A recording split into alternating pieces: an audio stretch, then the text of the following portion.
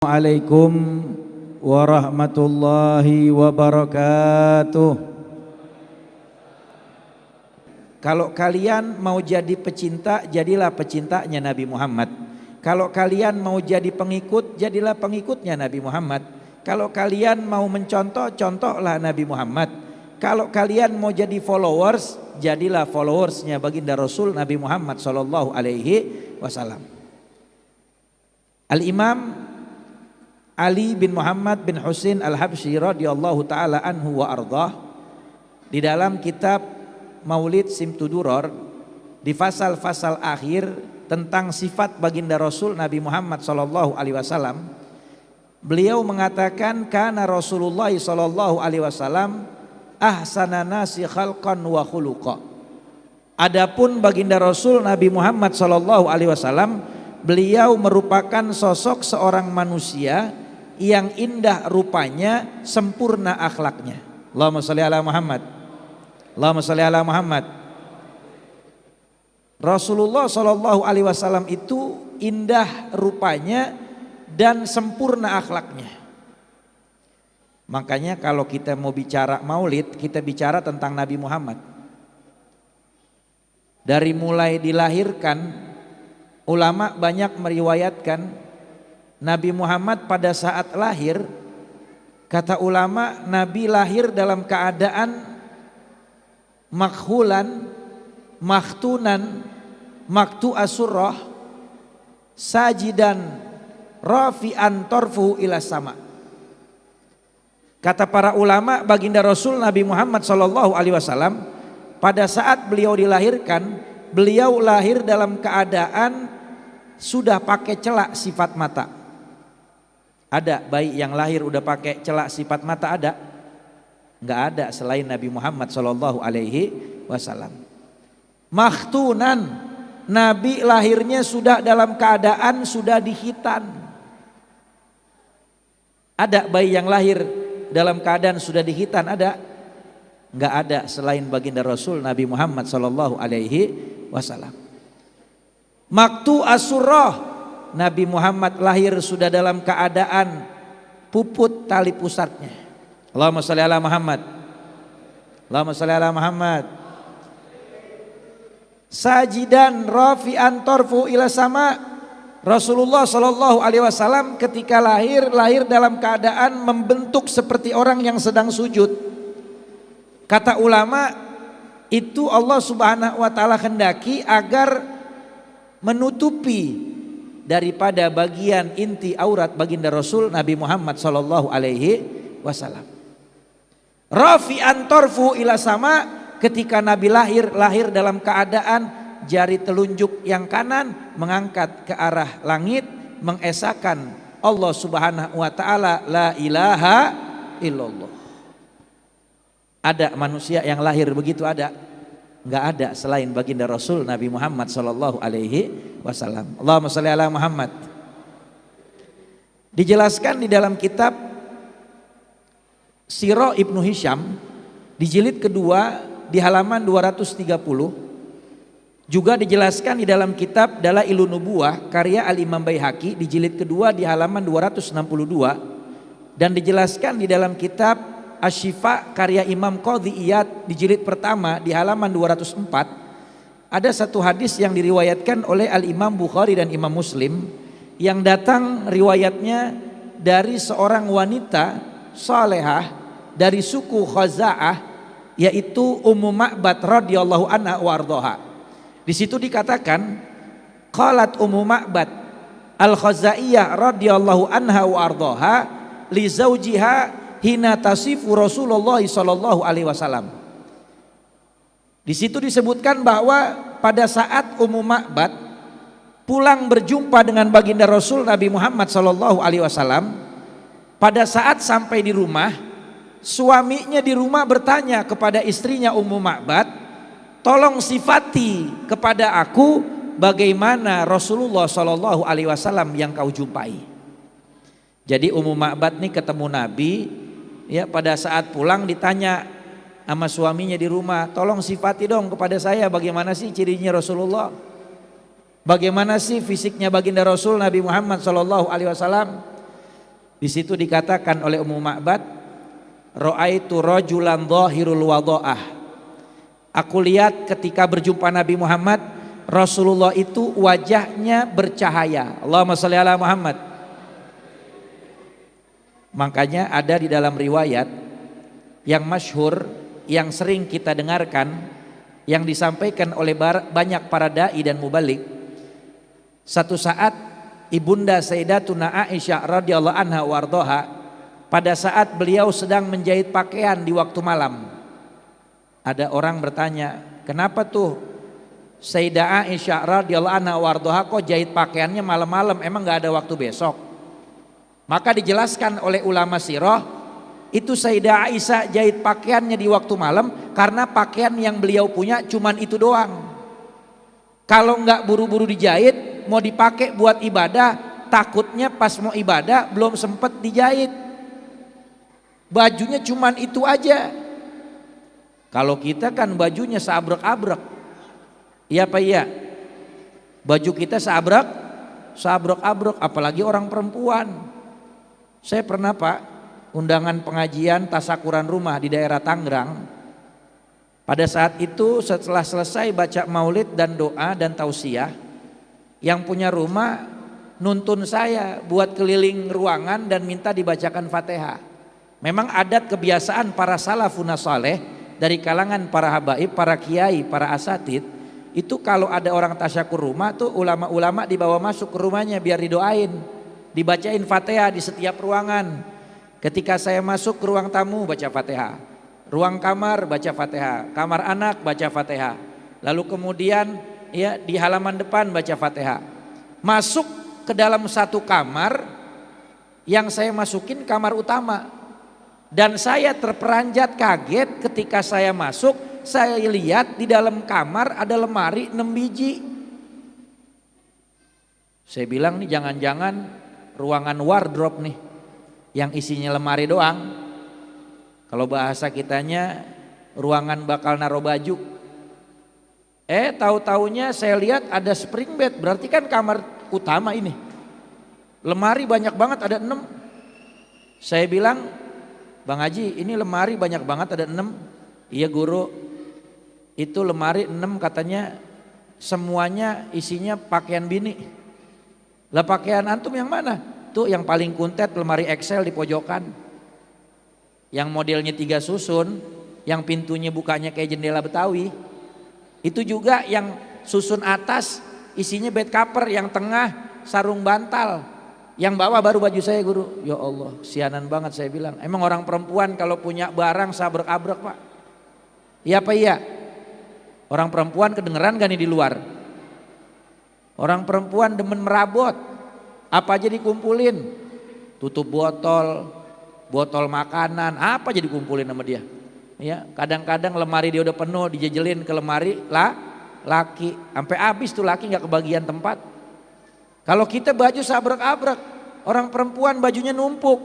Kadang-kadang ada yang udah lunas, ada yang baru DP, ada yang masih 3 kali nyicil lagi. Bikin puyeng suami, kerjaannya nyicil mulu.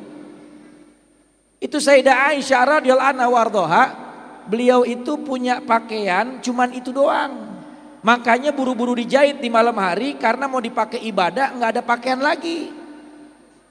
Singkat cerita, ketika jahit pakaian di malam hari, pada saat waktu gelap, jarumnya jatuh dicari nggak ketemu. Tiba-tiba ruangan yang gelap berubah menjadi terang bercahaya. Kenapa bercahaya? Masuk baginda Rasul Nabi Muhammad SAW ke dalam ruangan, maka ruangan yang gelap berubah menjadi terang. Allahumma sholli ala Muhammad. Allahumma sholli ala Muhammad. Ketika masuk Nabi Muhammad, terang ruangannya, baru kemudian jarum yang jatuh bisa ditemukan. Ketika itu Rasulullah berkata, Al-wail liman lam yaroni yaumal qiyamah, ya Aisyah, sungguh celaka orang yang tidak bisa melihat aku nanti di hari kiamat, wahai Aisyah. Lalu kemudian Sayyidah Aisyah bertanya, siapa ya Rasul orang-orang yang celaka yang tidak bisa melihat engkau di hari kiamat? Kata Nabi, man dzukirtu indahu falam yusolli alayya. Orang yang disebutkan nama aku, dibacakan sirah perjalananku, disebutkan sifat-sifat aku, dibacakan maulid aku, tetapi mereka dengar tapi tidak mau berselawat kepada aku. Allahumma shalli ala Muhammad. Allahumma shalli ala Muhammad. Orang yang mulutnya terkunci ketika dengar nama Nabi nggak mau salawat sama Nabi, itu orang yang pelit yang nanti di hari akhir terhalang tidak bisa memandang wajah Nabi Muhammad. Na'udzubillah min dzalik. Kata Ummu Ma'bad, Rasulullah itu ketika aku jumpai zahirul wadha'ah, wajahnya bercahaya. Ablajal wajhi, kata Ummu Ma'bad, Rasulullah ketika aku berjumpa Nabi itu wajahnya tampan rupawan. Allahumma shalli ala Muhammad. Kata ulama, ketampanan yang Allah berikan kepada Nabi Allah Yusuf alaihissalam itu hanya sebagian kecil dari ketampanannya baginda Nabi Muhammad. Hanya saja ketampanan yang Allah berikan kepada Nabi Yusuf tidak dibalut dengan haibah kewibawaan sebagaimana ketampanan yang Allah berikan kepada Nabi Muhammad. Ketampanan yang Allah berikan kepada Nabi Muhammad dibalut dengan haibah kewibawaan, sehingga siapa saja yang memandang wajah Nabi Muhammad maka mereka akan menundukkan kepalanya karena segan dengan haibah dan kewibawaan karismanya baginda Rasul Nabi Muhammad. Allahumma shalli ala Muhammad.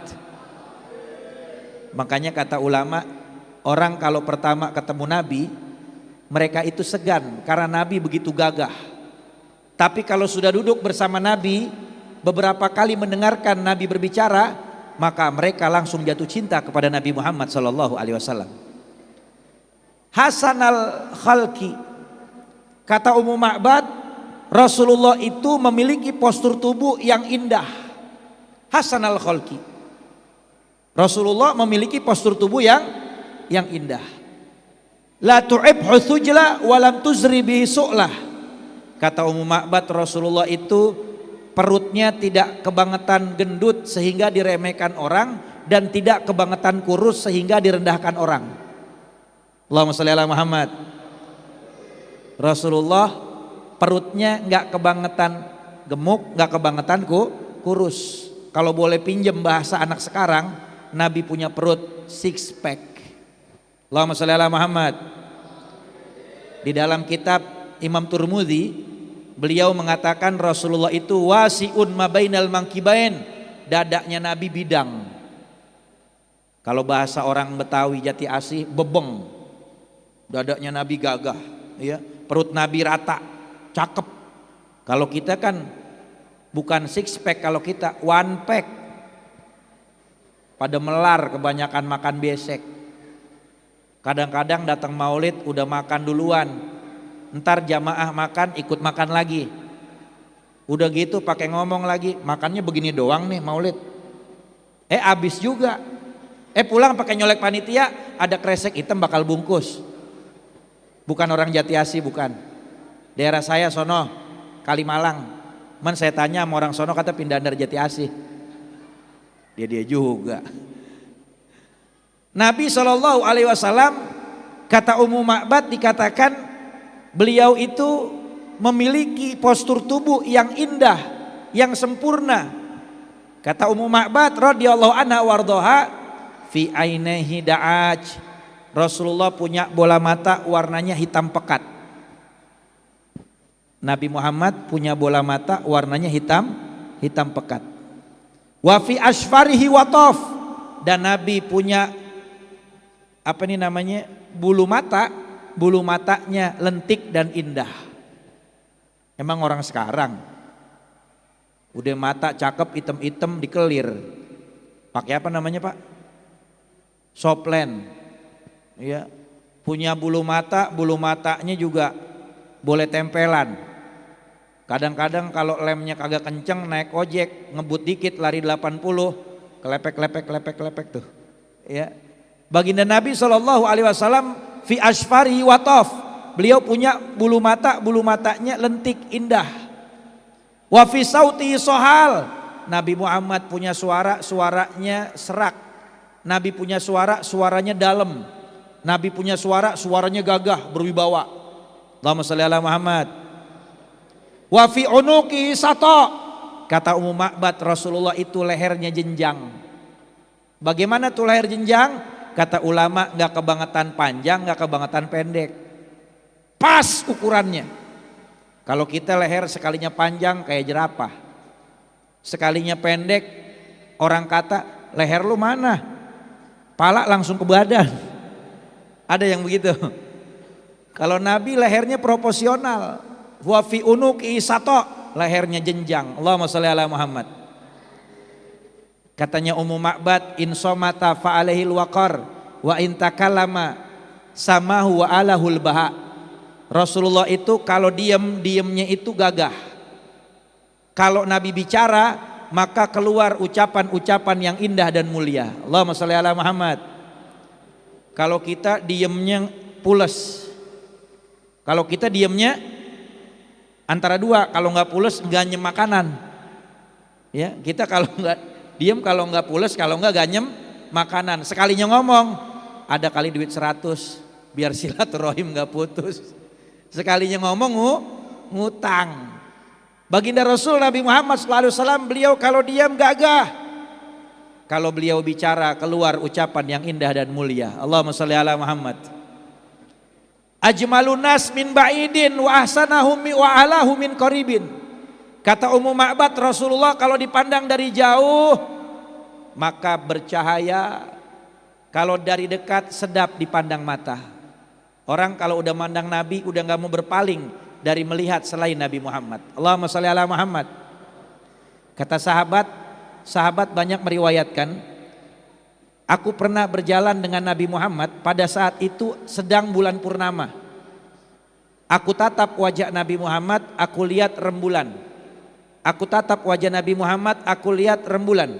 Pada saat sedang bulan purnama bersinar. Ketika aku perhatikan dan aku temukan ternyata wajah Nabi Muhammad lebih indah daripada bulan purnama. Allahumma sholli ala Muhammad. Makanya ada orang tanya, bagaimana sih wajah Nabi Muhammad? Di dalam banyak riwayat hadis dikatakan mudawwar. Nabi punya wajah bunder. Wajahnya bundar. Allahumma sholli ala Muhammad. Baginda Nabi SAW ajazun akran. Kata Ummu Ma'bad, Rasulullah itu memiliki 2 alis mata, ya, yang mana alis matanya itu melengkung seperti huruf nun dan hampir bersambung dan alisnya tebal. Allahumma sholli ala Muhammad. Ini kita lagi bicara maulid kelahiran Nabi Muhammad. Bayangin Nabi Muhammad ciri-cirinya. Biar nanti kita bisa mimpi ketemu Nabi Muhammad dalam tidur kita. Amin ya rabbal alamin. Nabi Muhammad punya, ya, alis mata melengkung bagaikan huruf nun, tebal alisnya hampir bersambung. Allahumma sholli ala Muhammad. Bahkan kata Ummu Ma'bad radhiyallahu anha wardoha, baginda Nabi SAW, beliau itu hulwuhul mantik, fasr, nadar, la hadar wala nadar. Baginda Rasul Nabi Muhammad SAW itu kalau bicara maka ucapannya tegas, yang disampaikannya jelas. Orang yang pertama mendengar langsung bisa memahami ucapan Rasulullah SAW. Dan Nabi kalau bicara tidak bertele-tele. Nabi kalau berbicara tidak membosankan orang yang mendengar. Allahumma sholli ala Muhammad. Allahumma sholli ala Muhammad. Hulwuhul mantik, fasal, la nadar wala hadar. Nabi kalau bicara jelas, tegas, dipahami orang, ucapannya tidak membosankan dan gak bertele-tele. Kalau kita ngomong keseringannya apa? Udah muter-muter, orang yang denger kagak paham, udah gitu kita kagak tahu diri. Orang udah pusing sama omongan kita, kita masih ngomong aja. Belum lagi kadang-kadang omongan kita nyakitin hati orang. Contoh baginda Rasul Nabi Muhammad SAW. Rasulullah kalau bicara nggak panjang lebar, Nabi bicaranya tegas, bicaranya jelas, ya, nggak bikin bosan orang yang dengar. Dan Nabi Muhammad kalau bicara, beliau nggak nyakitin hati orang. Allahumma sholli ala Muhammad. Di dalam satu hadis yang diriwayatkan oleh Ibnul Mubarak di dalam kitab Mukhtarul Ahadits An-Nabawiyah wal Hikam Al-Muhammadiyah karya As-Sayyid Ahmad Al-Hashimi rahimahullah, di dalam hadis ke-62 kata Nabi SAW, Nabi mengatakan, idza aradta an taf'ala amran fatadabbar akibatahu Fa in kana khairan famdi wa in kana syarran fantahi. Kata Nabi SAW, apabila salah seorang di antara kamu ingin melakukan sesuatu, apakah berbicara atau berperilaku, maka pikirkan terlebih dahulu apa yang kamu mau ucapkan, apa yang kamu mau lakukan. Kalau sesuatu yang kamu mau ucapkan, sesuatu yang kamu mau lakukan itu adalah kebaikan, dan dampak setelah kamu ucapkan dan kamu lakukan adalah kebaikan, maka kerjakan. Tapi kalau sesuatu yang kamu mau ucapkan, yang kamu mau lakukan itu adalah keburukan dan dampaknya adalah keburukan, maka fantahi, jangan kamu ucapkan, jangan kamu kerjakan. Ini yang diajarkan oleh baginda Rasul Nabi Muhammad. Sekarang zaman fitnah, siapa aja ngomong seenaknya, kagak didasarin dengan ilmu. Hati-hati. Setiap apa yang kita ucapkan, setiap hurufnya tidak luput dari pertanggungjawaban nanti di pengadilan Allah Subhanahu wa ta'ala. Makanya kita mesti paham tuh, di antara akhlaknya Nabi kalau mau berbicara, Nabi selalu pikirin dulu. Kalau baik, sampein. Kalau dampak setelah apa yang disampaikan Nabi manfaat, Nabi ucapin. Kalau sekiranya enggak, bahkan menyakiti orang, Nabi enggak kerjain. Allahumma sholli ala Muhammad. Kalau kita kagak, ngomong seenak-enaknya, ngomong kagak ada remnya, ngomong nyakitin hati orang, setelah itu kita masa bodoh. Nanti jadi orang yang merugi di akhirat, amal ibadahnya diambil oleh orang karena orang itu enggak ridho dengan keburukan yang dia lakukan kepadanya. Na'udzubillah min dzalik. Sama, kalau mau berbuat juga kita pikirin dulu. Sesuatu yang kita lakukan kira-kira ada manfaatnya apa ada mudaratnya. Kalau ada kebaikan manfaatnya lakukan, kalau tidak ada jangan kita lakukan. Ini yang diajarkan oleh baginda Rasul Nabi Muhammad sallallahu alaihi wasallam. Allahumma shalli ala Muhammad. Makanya lihat Rasulullah, Pak. Rasulullah itu pernah ketemu satu orang ajus, nenek-nenek dari kalangan Yahudi. Dia lagi repot mau bawa kayu bakar. Nabi lihat kesian. Nabi tawarin diri buat bawain kayu bakarnya. Nabi bawain, ditaruh di atas pundaknya Nabi yang mulia. Sepanjang perjalanan ini nenek tua orang Yahudi, dia bilang, anak muda, kamu tinggal di mana? Di Mekah. Kenal sama Muhammad? Kenal. Kasih tahu tuh sama Muhammad, Muhammad itu pendusta, Muhammad itu penipu, Muhammad itu orang yang merusak ajaran nenek moyang kami. Padahal yang diomongin lagi ama tuh nenek ngebantuin gotongin kayu bakar, ngebawain kayu bakar dia. Tapi Rasulullah jawab apa? Iya, nanti saya sampaikan kalau berjumpa dengan Muhammad. Nggak kata apa. Kalau model kita orang Jati Asih, kita nolongin orang bawa kayu bakar, kita lagi bawain dikata-katain. Kira-kira bagaimana kita? Lah kita uruk pakai kayu. Kurang ajar lo, udah gua tolongin pakai ngatain gua lagi lo, gua uruk lo, kan begitu. Nabi kagak, Nabi tolongin sampai di rumah tuh nenek tua. Ketika Nabi mau pamit, ditanya, siapa nama kamu wahai anak muda? Dia bilang, ismi Muhammad bin Abdillah, saya Muhammad bin Abdillah. Nangis tuh nenek. Ternyata engkau ini adalah Muhammad bin Abdillah yang dikatakan dan difitnah oleh orang-orang Quraisy. Betapa indah akhlakmu, sedari tadi aku mencaci maki, menghina, menyakitimu, tetapi kamu tetap berlaku baik kepada aku, tidak membalas keburukanku dengan keburukan, tetapi kau balas keburukanku dengan kebaikan. Maka ajarkan aku untuk bisa ikut ke dalam ajaranmu. Maka masuk Islam tuh nenek dengan akhlaknya Nabi. Bagus gak? Maka contoh Nabi Muhammad, orang jahat sama kita biarin, kita mah baik aja. Tuh ajaran Nabi. Bukan berarti dia pantas kita baikin, tapi karena dasarnya kita orang baik, kita nggak melakukan kecuali kebaikan. Kata Nabi SAW,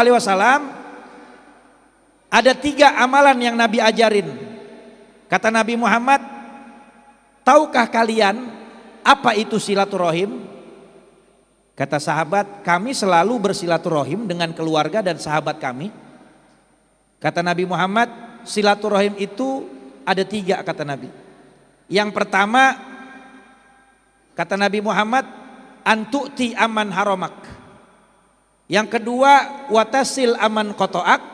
Yang ketiga, wa ta'fu aman dhalamak. Kata Nabi Muhammad, silaturahim itu ada 3 kata Nabi. Yang pertama, kamu memberi kepada orang yang pelit kepada kamu, itu silaturahim.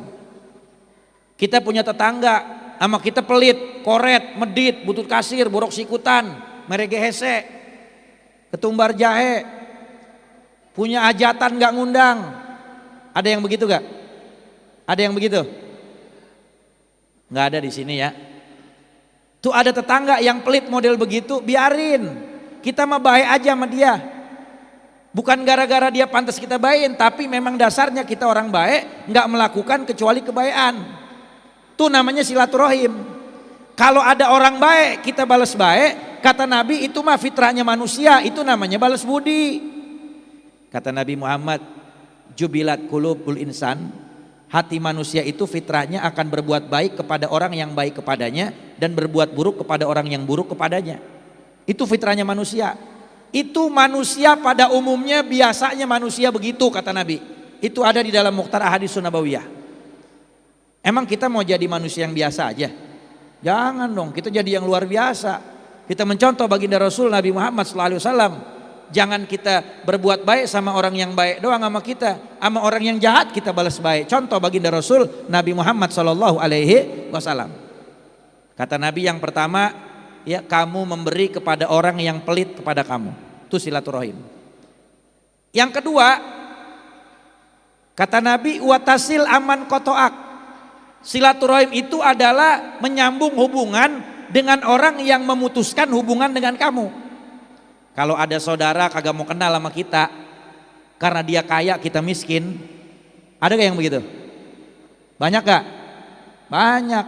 Biarin aja, kita tetap sambung silaturahim sama dia, walaupun dia gak kenal sama kita, walaupun dia kagak mau sama kita. Kenapa? Males gue deket-deket sama saudara yang miskin, takut nepa, takut nular miskinnya. Biarin, kita datengin, kita silaturahimin, kita kunjungin, walaupun dia mutusin hubungan sama kita. Tuh namanya silaturahim. Kalau orang baik kita balas baik mah balas budi namanya. Ada tetangga pulang kampung ke Jawa, balik dari Jawa ngasih ke kita berem, wingko babat, apalagi kelanting. Kita yang dikasih baru pulang dari Garut, kita balikin piringnya isinya peyem, apalagi wajit, dodol, burayot. Kita kasih tuh ke dia. Itu namanya balas budi. Orang baik kita balas baik, itu namanya balas budi. Kata Nabi, silaturahim orang yang dia memutus hubungan dengan kamu, kamu sambung hubungan dengan dia. Tuh namanya silaturahim. Kan kadang suka banyak saudara yang pada kagak akur, pada berkelahi gara-gara warisan. Banyak gak? Nggak mau tegor-tegoran gara-gara warisan, nggak mau kenal gara-gara pembagian harta. Akhirnya jadi musuhan. Biarin orang mutusin hubungan sama kita, kita sambung hubungan dengan dia. Itu silaturahim. Yang ketiga kata Nabi, wa ta'fu aman dhalamak. Silaturahim itu kata Nabi adalah memaafkan orang yang berbuat zolim sama kamu. Kalau ada tetangga, saudara, keluarga, pasangan, kerabat, anak, orang tua yang membuat kezoliman terhadap diri kita, maka kita maafkan. Itu akhlaknya baginda Rasul Nabi Muhammad. Itu yang dinamakan dengan silaturahim. Memang ada 2 riwayat hadis. Hadis yang masyhur yang disampaikan banyak para dai, itu hadis yang bicara tentang orang yang muflis. Kata Nabi Muhammad, atadruna manil muflis, tahukah kalian siapa orang yang bangkrut? Kata sahabat, orang yang gak punya dirham atau dinar ya Rasul, orang yang gak punya uang. Kata Nabi, bukan. Orang yang bangkrut adalah orang yang bawa amal ibadah setinggi gunung. Amal ibadahnya banyak, tetapi di dunia suka mencaci maki orang, suka menghina orang, suka membicarakan aib orang, mengambil hak orang lain, lalu kemudian mengalirkan darah tanpa hak. Maka pada saat di akhirat, orang-orang yang dia zolimin meminta haknya, maka diberikanlah kebaikannya kepada orang tersebut, sehingga pada saat kebaikannya sudah habis, yang tersisa hanya keburukan. Maka orang yang pernah dizolimi melimpahkan keburukannya kepada dia, dan dia hanya menumpuk dosa, dan pada akhirnya faturiyat finnar, dilemparkan oleh malaikat ke nerakanya Allah Subhanahu wa taala. Tuh, orang yang bangkrut. Orang yang bangkrut, amalnya banyak tapi suka caci maki orang, suka ngina orang, suka ngomongin aib orang, suka ngambil hak orang lain, suka berbuat zolim sama orang. Diambil amalnya, cuma numpukin dosa doang. Itu kalau punya amal soleh banyak, kalau kagak, naudzubillah, lebih celaka. Itu kan yang ma'rufnya, masyhurnya itu yang disampaikan. Tetapi saya baca ada riwayat lain yang jarang disampaikan, ada di dalam kitab Mukhtasar Tazkiratul Qurtubi, karya Al-Imam Qurtubi. Itu dijelaskan di dalam bab hisab, ada satu riwayat Nabi lagi ngumpul dengan para sahabat, tiba-tiba Nabi tersenyum sendiri. Sahabat tanya, "Ya Rasul, apa yang kau sedang pikirkan? Engkau tersenyum. Bagikan cerita itu kepada kami. Apa yang membuat engkau tersenyum?" Kata Nabi Muhammad, "Aku tersenyum karena aku lagi ingat kejadian waktu aku Mi'raj bersama malaikat Jibril. Ketika aku sampai di satu tempat, aku diperlihatkan oleh Allah Subhanahu wa taala ada dua orang yang lagi bertikai ketika dihisap. Si fulan A ini minta haknya sama Allah kepada si fulan B. Karena si fulan B di dunia punya utang sama si fulan A banyak, kagak dibayar-bayar. Ada di sini yang kalau ngutang gak dibayar? Ada? Yang mana orangnya? Jangan, utang itu dibawa mati. Kata Nabi Muhammad di dalam hadis riwayat Imam Abu Daud, apa kata Rasulullah? Seandainya ayuma rojulin tadayana bidainin summa mata summa uhi fisabilillah maroten madakhalal jannah hatta yuqdu anhu dainahu. Kata Nabi Muhammad, siapa orang yang berhutang, ketika dia berhutang dia kagak mau bayar, lalu dia dimatikan sama Allah dalam keadaan jihad di jalan Allah fisabilillah, lalu Allah hidupkan lagi, lalu dia belum bayar juga hutangnya, lalu Allah matikan lagi dalam keadaan syahid di medan perang fisabilillah, mati syahidnya 2 kali, madakhalal jannah hatta yuqdu anhu dainahu. Kata Nabi Muhammad, dia akan terhalang masuk surga, tertunda sampai dia bayar dulu hutangnya. Orang yang mati syahid 2 kali aja kalau punya utang kagak bisa ke surga, ditahan, nggak boleh, bayar dulu utangnya. Makanya dalam riwayat Muslim, Nabi mengatakan pada saat ada orang meninggal, Nabi tanya, ala hudainun, ini jenazah ada utangnya gak? Kata sahabat, ada ya Rasul. Soli ala janazatikum, solatin jenazah kamu. Nabi nggak mau solatin jenazah yang punya utang. Kenapa? Kok Nabi pilih-pilih? Justru Nabi adil.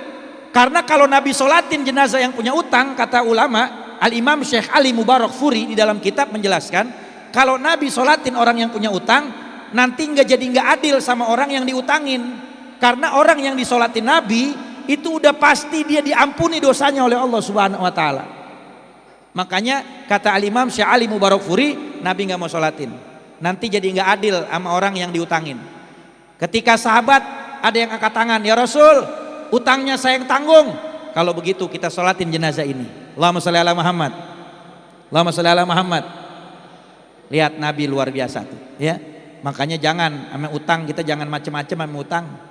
Buru-buru bayar, jangan dintar-ntarin. Di dalam hadis lain Nabi katakan, orang yang berhutang tapi sengaja-ngaja nggak mau bayar utang, laki Allah yaumal qiyamati sariqan. Dia berjumpa dengan Allah dan Allah murka kepadanya dan dia dicap sebagai orang yang merampok harta orang lain. Naudzubillah min dzalik. Nah, di dalam riwayat Mukhtasar Tazkiratul Qurtubi, Imam Qurtubi menjelaskan ketika Nabi tersenyum dengan sahabat, ya, Nabi menceritakan bahwa ada si fulan A dihisap dengan si fulan B. Pada saat si fulan A itu hadroh, jangan digebuk-gebuk aja hadroh. Hadroh. Pada saat si fulan A, ketika dia meminta haknya kepada si fulan B, karena si fulan B punya hutang kepada si fulan A. Ketika itu baginda Rasul Nabi Muhammad SAW menceritakan bahwa si fulan A ini meminta haknya. Ternyata pada saat diperiksa oleh malaikat, si fulan B udah nggak punya amal kebaikan lagi, udah nggak punya amal soleh. Jadi nggak ada amal kebaikan yang bisa digantikan sebagai hutangnya. Maka dia menghadap kepada Allah Subhanahu wa taala tuh malaikat. Ya Rob, si fulan A minta haknya kepada si fulan B. Si fulan B utangnya banyak sama si fulan A, tapi si fulan B kagak ada amal soleh lagi buat bayar utangnya. Apa kata Allah? Wahai malaikat, sampein sama si fulan A, kalau dia maafin, dia bebasin utangnya si fulan B, aku yang jamin si fulan A masuk surga. Buka di kitab Mukhtasar Tazkiratul Qurtubi. Kalau dia maafin, dia bebasin utangnya si fulan B karena aku, maka aku akan jamin si fulan A masuk surga. Disampaikan nama malaikat ke si fulan A. Wahai fulan A, tadi aku udah laporan nama Allah, kata Allah begini dan begitu. Apa kata si fulan A? Wahai malaikat, ini adalah tawaran yang paling istimewa, yang tidak ada siapapun yang menolaknya. Kalau aku meminta hakku kepada si fulan B, lalu diberikan amalnya atau keburukanku dilimpahkan kepada dia sebagai gantinya, belum tentu bisa menyelamatkan aku untuk masuk surga. Tetapi kalau aku bisa memaafkan kesalahan dan utang si fulan B, maka aku dijamin surga. Maka sampaikan kepada Allah, aku tidak akan menolak tawaran baik ini, aku menerimanya. Tetapi ada syaratnya. Tolong sampaikan sama Allah, gara-gara si fulan B berhutang sama saya nggak dibayar, saya dapat tawaran jaminan surga tanpa dihisap dari Allah. Maka saya mau terima tawaran itu, syaratnya boleh bawa si fulan B juga ke surga tanpa dihisap. Ketika sampai kepada Allah dilaporin, apa jawab Allah? Wahai malaikatku, sampaikan kepada si fulan A dan si fulan B, kalau si fulan A begitu rahmat kepada hambaku, maka aku lebih luas rahmat dan ampunannya daripada hambaku. Maka katakan kepada si fulan A, bawa si fulan B masuk ke dalam surga bersama-sama berdua. Itu rahmatku katanya. Allahumma sholli ala Muhammad. Allahu akbar. Indah banget tuh. Kalau kita mau maafin kejoliman orang, kita mau maafin kesalahan orang, dijamin surga. Cuman berat gak? Berat gak? Susah apa kagak? Susah gak? Apalagi utangnya banyak. Wah susah. Tapi jaminannya surga tanpa dihisab. Makanya kata Nabi silaturahim 3. Yang pertama tadi adalah kita memberi kepada orang yang pelit sama kita. Yang kedua, kita menyambung hubungan dengan orang yang memutus hubungan dengan kita. Yang ketiga, memaafkan orang yang zolim sama kita. Tuh, luar biasa. Kata Ummu Ma'bad radhiyallahu anha wardoha, baginda Rasul Nabi Muhammad sallallahu alaihi wasallam, rab'atun la takhimuhu ainun min kisorin wala tasna'uhu min tulin. Kata Ummu Ma'bad, ketika aku berjumpa Nabi Muhammad, aku dapati Rasulullah itu memiliki tinggi badan yang proporsional. Nabi tidak kebangetan tinggi, tidak kebangetan pendek.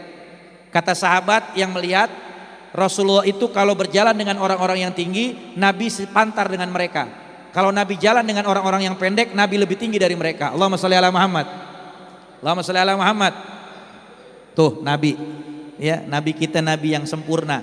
Secara fisiknya indah, secara akhlaknya sempurna. Makanya laqad kana lakum fi Rasulillahi uswatun hasanah. Kalau kita mau jadikan seorang sebagai panutan, sebagai suri tauladan, sebagai idola, maka jadikan baginda Rasul Nabi Muhammad sallallahu alaihi wasallam sebagai idola dan panutan kita. Apa di akhir hadis kata Ummu Ma'bad? Kata Ummu Ma'bad, lahu rufaqa yahufuna bihi. Rasulullah itu kemana-mana selalu didampingi oleh sahabat-sahabatnya. Nabi SAW kalau berjalan selalu didampingi para sahabat. Wa idza qala istama'u liqaulihi wa idza amara tabadaru ila amri. Rasulullah kalau berbicara, orang semua mendengarkan ucapan Nabi. Dan kalau Nabi memerintahkan sesuatu, maka semua berlomba-lomba untuk menjalankan perintahnya Nabi. Allahumma sholli ala Muhammad. Mahfudun mahsyudun la abisa wala mufanida.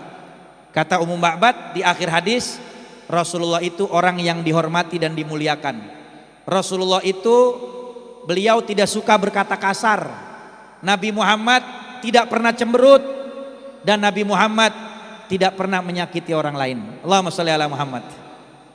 Kalau kita bentar-bentar ketemu orang cemberut, Padahal kata Nabi orang cemberut itu ciri orang ahli neraka. Tapi orang yang murah senyum adalah ciri orang ahli sorga. Makanya kata sahabat Abdullah bin Mas'ud, tidak pernah maro'ani Rasulullah sallallahu alaihi wasallam fi wajhi illa tabassama fi wajhi. Tidak pernah aku melihat wajah Nabi atau Nabi Muhammad melihat kepadaku kecuali apa? Kecuali tersenyum kepada aku. Allahumma sholli ala Muhammad.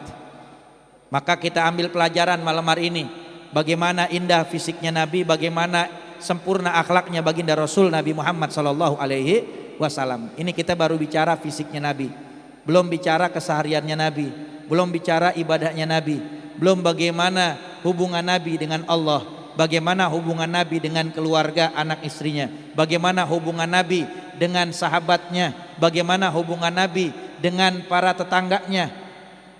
Di mana kita dapatkan itu? Duduk di majelis taklim.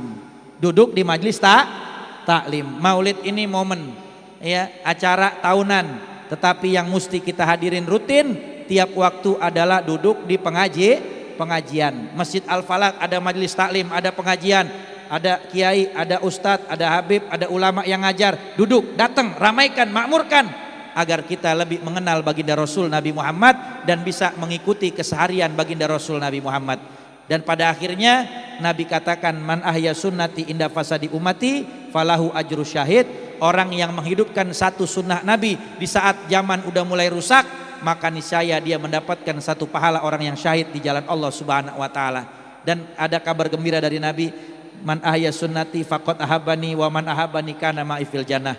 Orang yang dia menghidupkan sunnahku tandanya cinta kepada aku. Orang yang cinta kepada aku, dia akan bersama-sama denganku di sorga.